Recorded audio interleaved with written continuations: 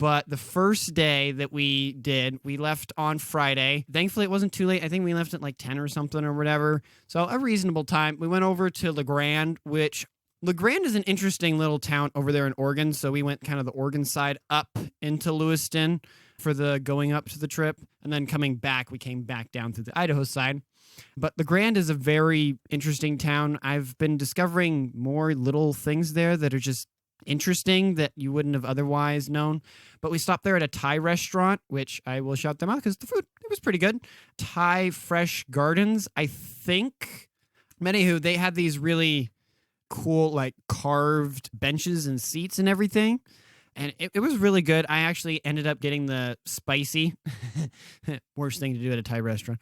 Get the, I think it was like spicy basil, like chicken or whatever.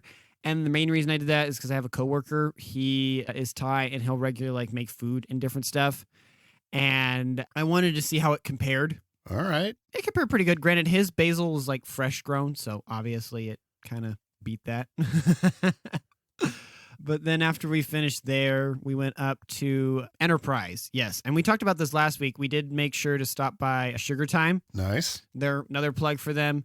We got in at like the last minute. I think they closed at like 5 or 4. And we were like that 10-minute window. Like, we made it. We made it. And we got in there. And the food, as always, was delicious. We didn't. Well, I take that back. We ended up not getting food. We ended up just getting sweets, which... that's kind of more their expertise. Granted, their food is also very, very good.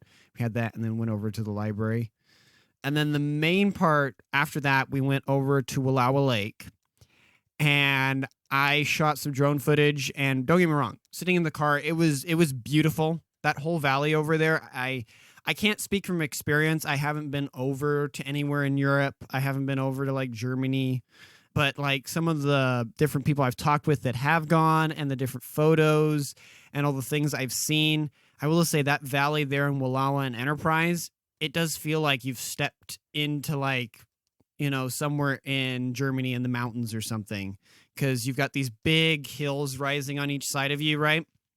With timber, and some of them are like, maybe you can see a couple that are snow peaked off in the distance, but then you have all this like farmland that's sitting down on the bottom where there's farming, and then you have like cattle and different stuff, and then so you have this beautiful backdrop of the two, and then they have the Wallowa Lake there.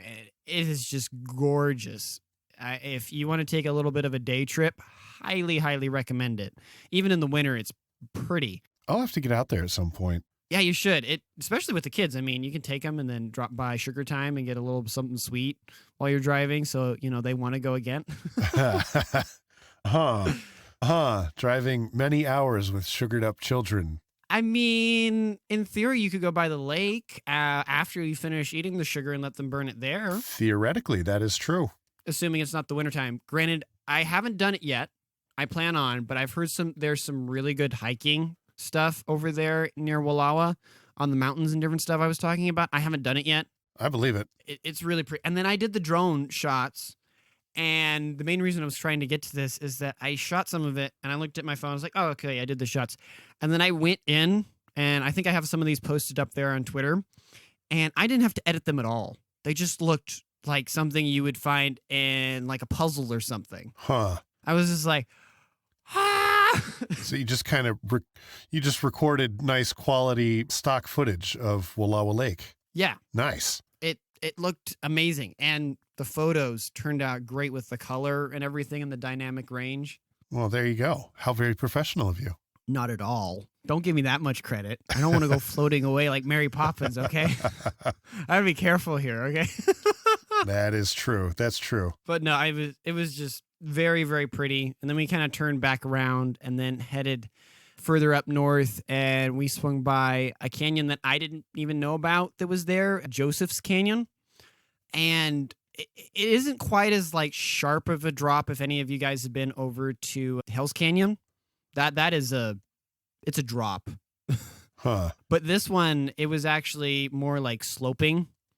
That it kind of came in, and then you could almost sit at the top and see the timber of these full massive trees down at the bottom. But these big massive trees down on the bottom of the canyon looked like little twigs, but you could tell looking at them that's a really big tree. Right. And so it was this kind of like weird perception kind of looking down through the canyon there. That's awesome.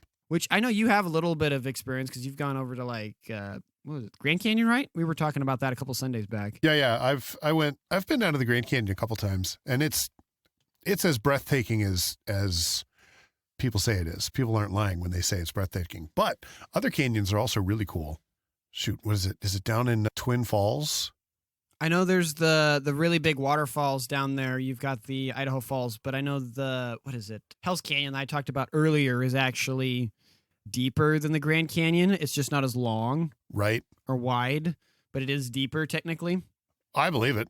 But anywho, the canyon there was really pretty. I haven't posted that on Twitter yet. I've been kind of metering out the photos, but as of the recording of this, it should be coming out on Twitter at some point.